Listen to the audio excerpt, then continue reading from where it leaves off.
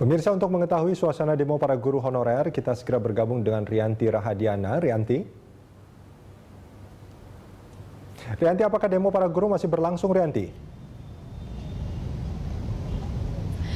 Ya Rudi, saat ini aksi demonstrasi yang dilakukan oleh tenaga honorer yang dimulai sejak pagi tadi saat ini sudah mulai bubar sejak pukul 4 sore tadi, namun rencananya mereka akan kembali melanjutkan aksinya, akan dilancarkan besok pada jam 9 pagi dan akan dimulai dari depan gedung Mandala Wanabakti di samping gedung DPR RI. Dan para tenaga honorer ini menuntut 4 hal kepada Menpan RB, yaitu Azwar Abu Bakar. Diantaranya adalah yang pertama, mereka menginginkan database honorer seluruh Indonesia ini dibuka secara transparan karena masalah honorer dan carut marut rekrutmen ini adalah kesalahan pemerintah di masa lampau dalam melaksanakan peningkatan status CPNS.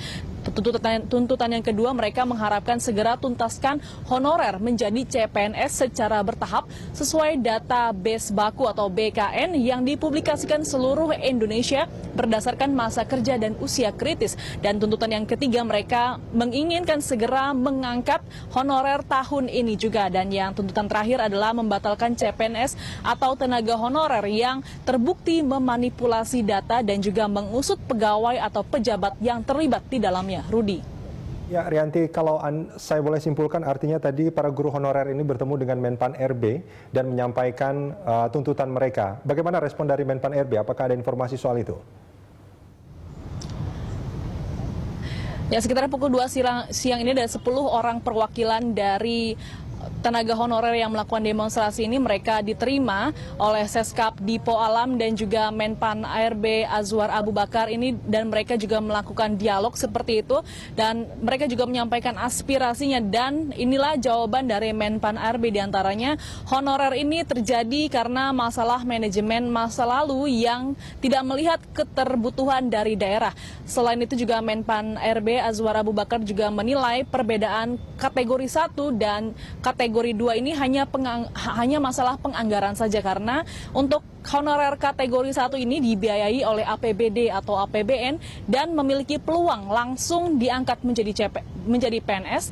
Namun untuk honorer kategori 2 ini tidak mendapat upah APBD atau APBN, dan jika ingin diangkat menjadi CPNS harus melalui tes seleksi terlebih dahulu. Dan hasil pertemuan 10 perwakilan tadi ini akan kembali dibahas dalam sidang kabinet paripurna yang akan digelar esok.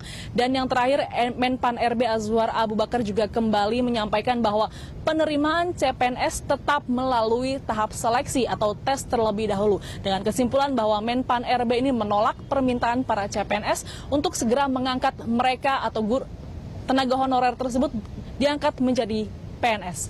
Rudi. Baik, terima kasih, demikian Rianti Rahadiana melaporkan langsung dari depan Istana Negara.